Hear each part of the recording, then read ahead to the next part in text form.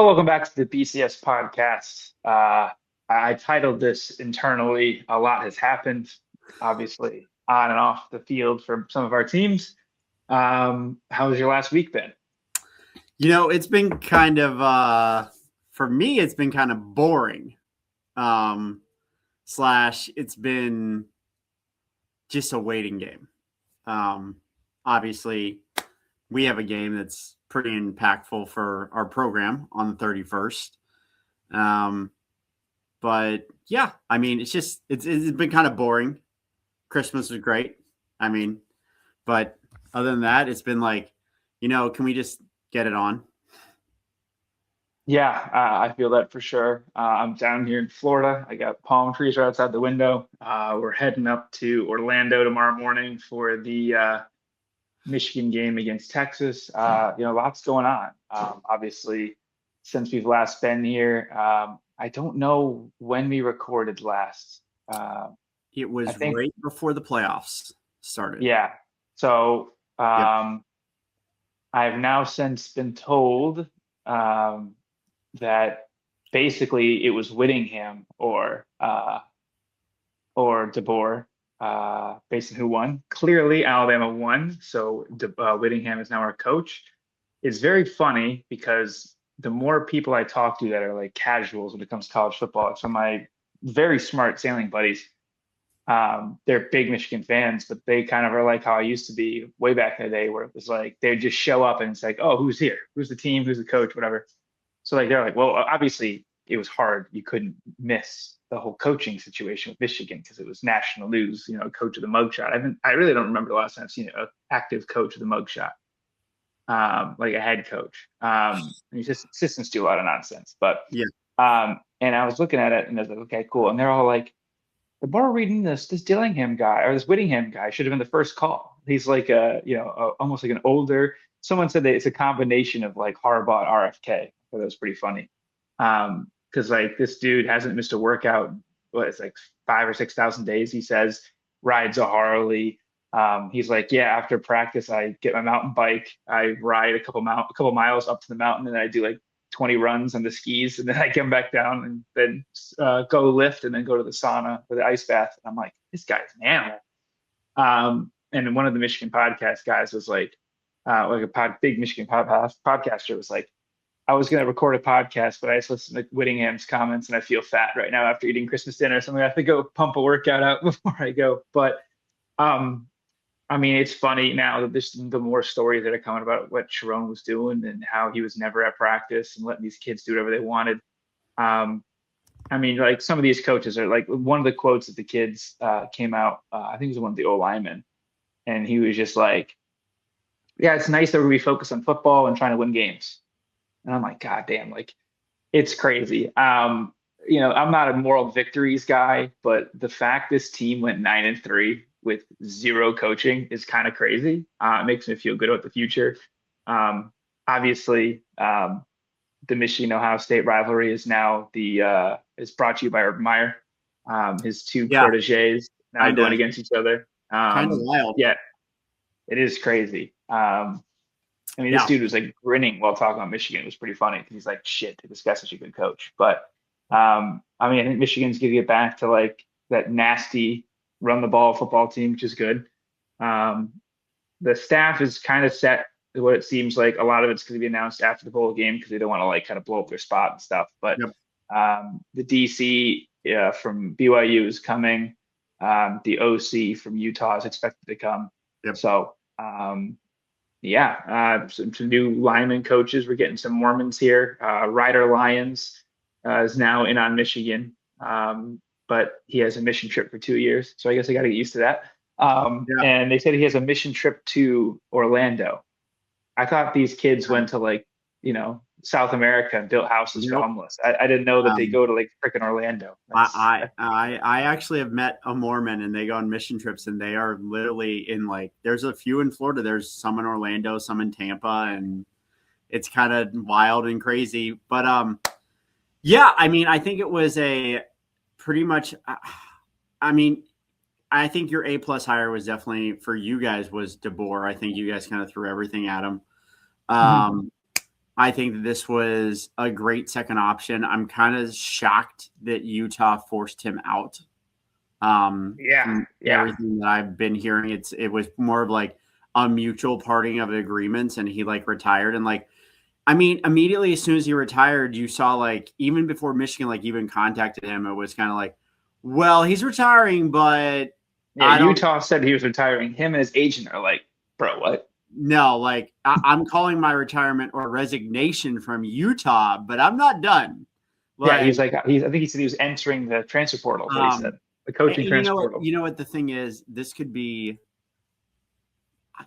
a bridge coach for you guys. I mean, depending on how long he wants to stay in coaching. I mean, he's a very healthy 66-year-old. That's what I'm saying. But I mean, like but everyone's like, he's so old. I'm like, Sig's 65, and no one calls him old.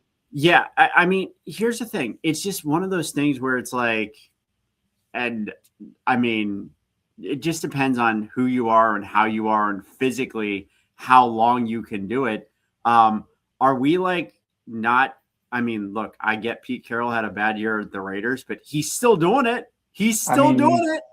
that's what I'm Like saying. And everyone's saying, like, you bring in a guy like this, the stability and the culture the he's going to bring to Michigan with the resources Michigan has is terrifying. the I mean, you saw right only now, we have zero culture, yeah and you went the 9-3, could potentially be Texas tomorrow. only thing I would worry about as a Michigan fan about this hire is he doesn't really recruit the Midwest and the South and things like Hmm. that. Yeah. That's where, and with the people he's bringing in as his OC and DC, like they also don't recruit that area. That's Yeah. the only concern. You got to Hmm. get some people on the staff who have that culture. And I mean, you guys are going to Yeah. have recruiting analysts and all that other stuff, player personnel. You're going to have a GM who I don't know who your Yeah. GM is going to be, but like you Yeah. guys will figure it out. Yeah. Um, GM probably I, retained. Our I O mean, line coach we're expected to get from Utah is actually his wife is from Troy, Michigan. He coached at Troy, Michigan high school, and he was born yeah, and raised in Toledo. So that so helps. And again, Michigan, unlike Sparty, we recruit ourselves, and the logo still pulls. So we should be pretty good there. yeah, I mean, Yeah, I mean, because mm, honestly, most of our recruiting isn't really from Michigan or Midwest anymore. I know Bryce and yeah, Elijah are right now, but I yeah, mean, it's funny. The top end Michigan guys for a long time, and there's still this narrative of idiots on Twitter like Michigan high school sports is not that good. I'm like, bro, we got three guys going around. We have potentially the number one pick. I know it's probably gonna be Mendoza. I still would take Dante Moore, but like he's from Detroit, and then you got CJ mm. Carr, you got Bryce Underwood. It's Oh, good.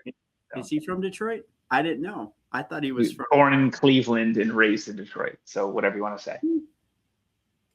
He says Detroit, Michigan was where he's from. So hey, God bless. But But no, yeah, I mean, it was a good hire, and then now you guys got your whatever kind of bowl. I mean, what are you looking at as far as your projection for Citrus Bowl and so if I could bet player props, I would put my oh entire net worth on over Andrew Marsh catches, targets, reception yards, touchdowns. He almost transferred after the Michigan Ohio State game purely because he had zero targets. Um, if I'm going to try to put this as politely as possible because I know a lot of these kids now, and I know what a lot of them are thinking.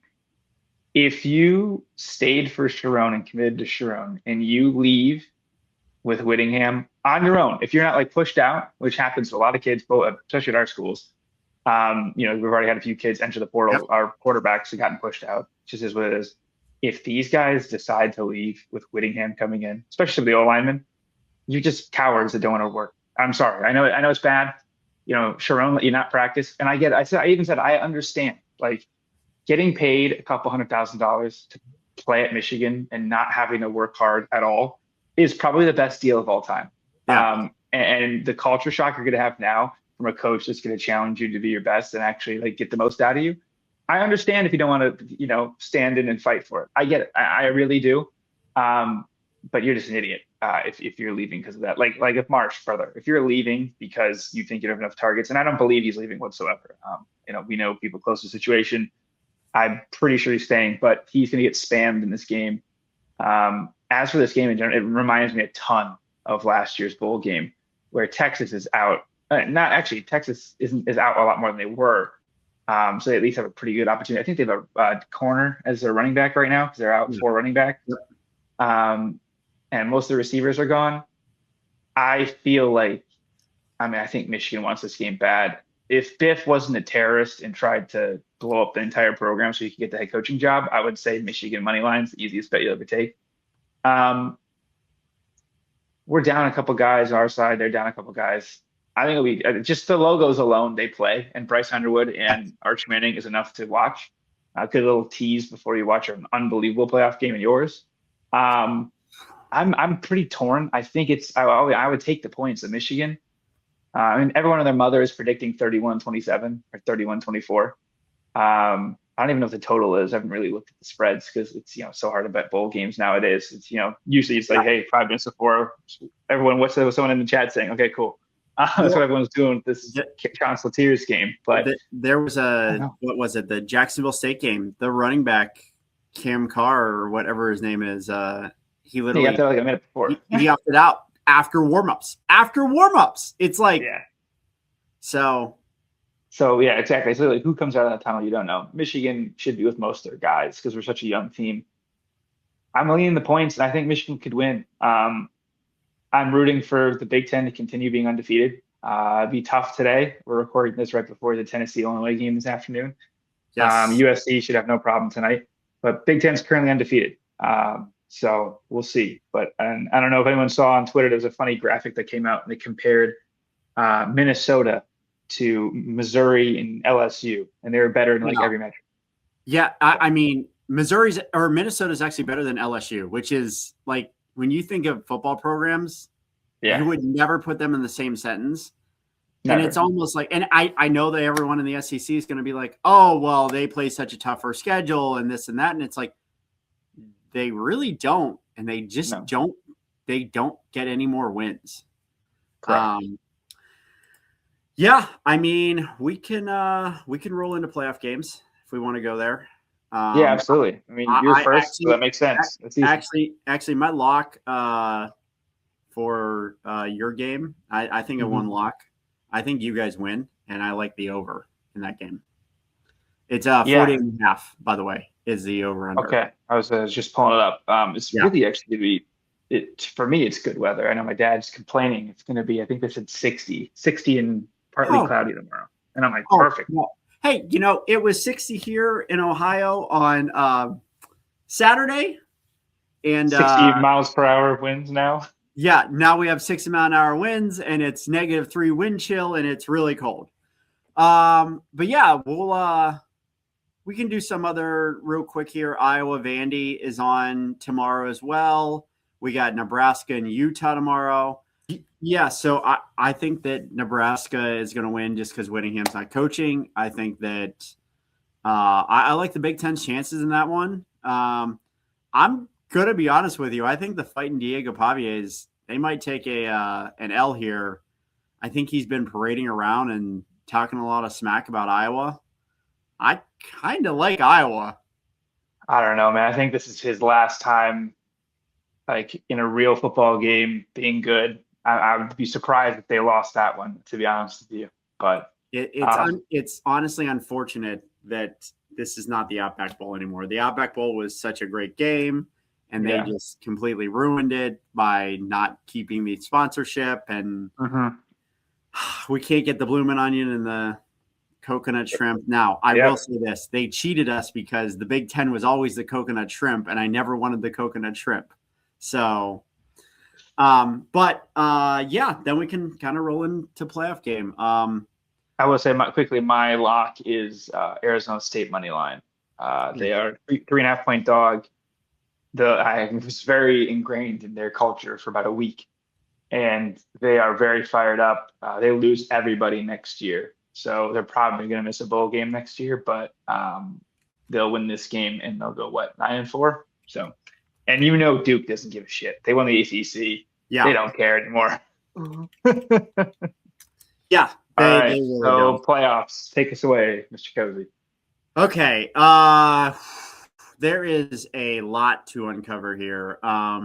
This is going to be a game that is probably won in the trenches. I think everyone can agree Ohio State has the major advantage when it comes to skill positions. Yeah. The back end on the defense, I think we have a major advantage against their wide receivers. Although I do like their wide receivers. I mean, look, they have some good wide receivers. I mean, CJ Daniels, Keelan Marion. I mean, you got a freshman in Malachi Toney that is just explosive. I think this game is going to be a very one in the trenches battle. I know everyone's flipping out about us starting a backup right guard, which, by the way, our right guard has been a problem all year. I've screamed about it. I've mentioned it probably quite a few times on this podcast. Yeah, absolutely. Van Sickle is actually the better guard. Please play him. And you know what? I think they finally figured it out after he got hurt at the Indiana game. Hey, guess what? This guy filled in, and we almost had Bo Jackson break like 3 to 4 runs in the second half, partially because he was blocking very well. I think Bo Jackson breaks 2 touchdowns in this game. I think we have 1 throwing touchdown from Julian. I think it's a 21-6 game. I think the fourth quarter we're at 14-6. I think it's very low scoring. If you look at Miami and these defensive ends that they say are so explosive and are getting to the quarterback and things like that, Bain had 3 sacks, but he only had 4 pressures in the game. The other thing is you have the whole Ryan Day is going to call plays. Every time Ryan Day gets into a bowl game and calls plays, this offense goes nuts. I'm hoping that happens. But I actually think Miami has a pretty good defensive front that they're going to be able to get some pressure on Julian. Mm-hmm. That's why I'm saying I think we actually run the ball a lot more. I think the game plan is short screens. I think the game plan is, you know what, Max Clare could play a big role in it. I just need to see, outside of us playing Missouri in a bowl game where nobody played, I just need to see someone stop a Ryan Day team in a bowl game. Like no Ruggles has got us locked. Don't worry. Yeah, I know. Yeah, but you know what? Even in that game, though, we scored 41 points. We lost 42-41. That's what I'm saying. And like, Lord knows Miami can't score 42 points this year. That's what I'm saying. Like, if you put 3 or 4, if you put 4 touchdowns on the board, I believe in our defense is not going to give up. Like, I could see a game where it's like 28-17. For lack of a better term, sorry for the trigger warning, the only way Miami wins if it's like a 13-10 part 3 game, because if you guys score double digits, like not double digits, but you score like 20, there's no way, because I mean, other than like a Tony game breaker, like if he has, obviously that's how you kind of factor in games, no shit, like, but like if they have like a college football play where Tony takes one back, or there's somehow they get a pick 6, or Sayan gets a fumble, or Sayan can't QB sneak and turns over on downs, like that could be a problem. But like you've been saying, their defense is unreal. I love Miami's defense. Yeah. I do think they have the advantage in the trenches, but everywhere else it's Ohio State. And I know they, the whole Ohio State fan base has had a total freak out over Josh Payton and other guys being like, they have a more experienced quarterback and they're better in the trenches. And everyone lost their mind. But like, okay, yeah. Yeah, but you know what the funny thing is? Like, Josh Payton is picking Ohio State still.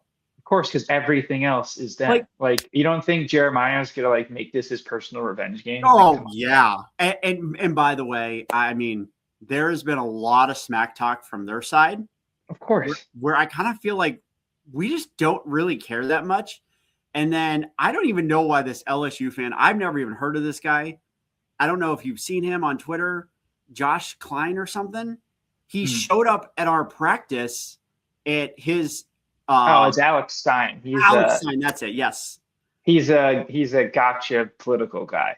I don't know what he was doing that for. This whole thing's like a gotcha journalism. Yeah, and I was just like, dude, what are you doing? Like, you're just pissing us off. Like he stormed the Barstool headquarters before with the homeless guy. Okay. And stuff. Well, like he just does like shock journalism type stuff. I don't know why it was Ohio State. It's just I laughed obviously because it was Ohio State, but yeah, I mean, there's no reason why he didn't show up at like a Texas Tech and be like, "Fuck Texas Tech." Yeah, exactly. So I was kind of like very confused by it. Yeah. I mean, like I said, I think it's low scoring. I think it's like 14-6. I think we put together our methodical drives like we have all season. Hmm. But I will say this: the good thing is everyone seems very focused. Like that's the thing I'm getting from this tone is everyone is refocused. Everyone is like, we are focused on Miami. We're not talking shit. We're not talking smack. Jeremiah said it best. We're going to do the talking on the field. Um, I'm encouraged by everything I've seen, and Ryan Day kind of has that little grin going in his pressers. So I think it's going to be like a 21-6 game. I could even see something like 21-3 at halftime, and then the second half is just so boring, and Miami kicks a field goal, and we just kind of like set on cruise control and have these like 5-minute drives that are like 35, 40 yards and then punt. Like I Hmm. could see something like that. Yeah. I mean, if we blow them out, that would be great. I don't expect this to be 34-0 at any point, but if it's like that, hey, it'd be really nice because that was enjoyable and very relaxing second half. Yeah, Um, I'm sure. but yeah, I mean, it's the playoffs, so I expect Miami to come out fired up. All their fans can talk about 2002, whatever.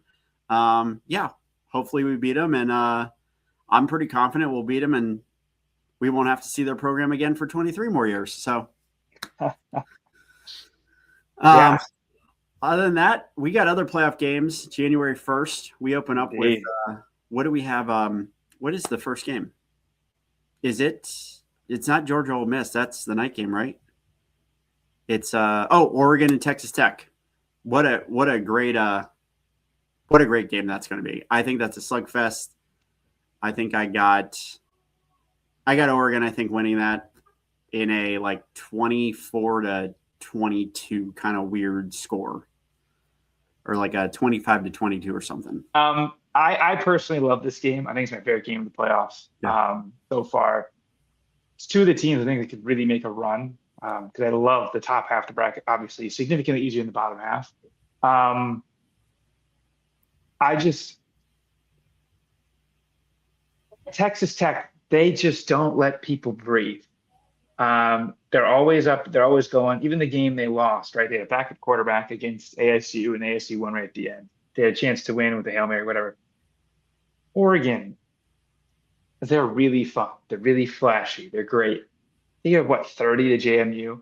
yeah, Uh, Teams score on them and teams don't score on Texas Tech. I'm going Texas Tech outright. I know what they're probably like what, a favorite 1 point. Oh, it's 2 point favorite. Cool. That's fine. I mean, you can see, right? It's 110 money line and they're 3 point dog. Like yeah. it's a pick 'em basically. I like the under as well. And I think Texas Tech wins in the slugfest. Like this be like a 2021 like all-time classic low game scoring game. But then moved to a very rainy, apparently, Rose Bowl, Indiana, Alabama. I'm going Indiana -7. I hate Indiana. I hope they lose. I'm rooting for Alabama, even though it would be very funny to see them try to fire DeBoer now, or just be like how much they hate DeBoer actually, because Alabama fans don't like him. They just had to say they did to not have him go to Michigan, which I get. Sometimes we're pigeonholed the bad things. But everyone you talk to is like, I don't know, Indiana, they just can't hang with Alabama. It's like, okay, people are doing the logos thing. Okay, God bless. I'm not doing the logos thing. I have said that I thought they won their Super Bowl in the Big Ten title game, I do agree with that part. but but man, do I think they're going to just beat the brakes off Alabama. Too many people are looking at the logos and going, "This is the way it's going to go." I think that they might win like 31 to like 10 or something. Like this is going to be the blowout of the second round. And then, yeah, I might make that my second lock. I think I got Indiana covering that 7. Okay, works for Then me. and then we got the night game. Then we got the night game because this game I think could turn into be one of the best games we see in the college football playoffs. I think it reminds me a lot of your game against them. Yeah. Yep. Um, Um, Obviously, we saw a rematch of this earlier. Every rematch has gone the exact same in the playoffs so far. Um, so, except Alabama, I guess you could say that flips, yeah, but that flipped. Yeah. whatever. Yeah, just thinking of Oklahoma. I was thinking of Ole Miss. They played really tough. I'm trying to think, like, because I mean, Lane was pretty much the reason they're in it, and Pete Golding kind of lost in the game, right? Just in a vacuum, where like they pretty much scored every drive but one, and Yep. then Georgia came all the way back, and it was like, damn, okay. So I'm gonna lean the under here because I think it's just I'm kind of might go to completely opposite and go under, but I think Georgia will win, setting up an awesome second round matchup with you guys. But I'm interested to see what you think about it. Um, I actually think Ole Miss goes wild. I think they go absolutely wild in this game. I think there is going to be 3+ trick plays by Ole Miss. I think they're going to try and pull out all the stops. I think they're going to be sending some crazy packages. I think you're going to see some blitzing from the safety. You're going to try and, like, we got to remember this is Gunner's like second playoff game technically. He didn't look too good in that Sugar Bowl last year. Look, I know Kirby's going to have his boys ready. I think there's an added motivation here. And there's also an added motivation from Charlie Weiss. I mean, I just want to say this. If they do pull off the upset, which I think they will, I think it's going to be like 36 to like 32, 31, something like that. I think there's going to be very high scoring. I think that this is going to get really crazy. I think Ole Miss is going to jump out to like a 21 to like 3 lead or something. And then Georgia's going to come storming back. And I think that there's going to be drives late in this game that Ole Miss is going to just pull like one of those like flea flickers out of their bag, and they're just going to catch Georgia off guard, and that's going to go for like a 45-yard touchdown, and that's what I think is going to happen. Yeah. I just want to say this: if you're Charlie Weiss and you keep getting Ole Miss closer and closer, and you get to a semifinal matchup with Ohio State, and let's say he even puts up, I don't know, 17, 21 points against Ohio State's defense, hypothetically. Is there not a little bit of you that wants to be like, maybe Ole Miss is a great fit for me? Maybe LSU is not the right fit for me. Maybe I can make it on my own outside of Lane. Yeah, I mean, I think it's kind of like a good fallback plan, but it'd be very interesting to see how it plays out. But any other tidbits you want to get to quickly, No, or we all set for a I quick think one? we're good. I think we're good, and we will see you next week. Yeah, I mean, I'm just sitting over here nervous and waiting. So, I mean, like I said, and he can attest to this, I was nervous for Minnesota. So, yeah, I have a lot less nerves, obviously, but excited to get after it tomorrow. So thank you all for watching. Like and subscribe as always, and we will see you guys next time. Peace. go Bucks.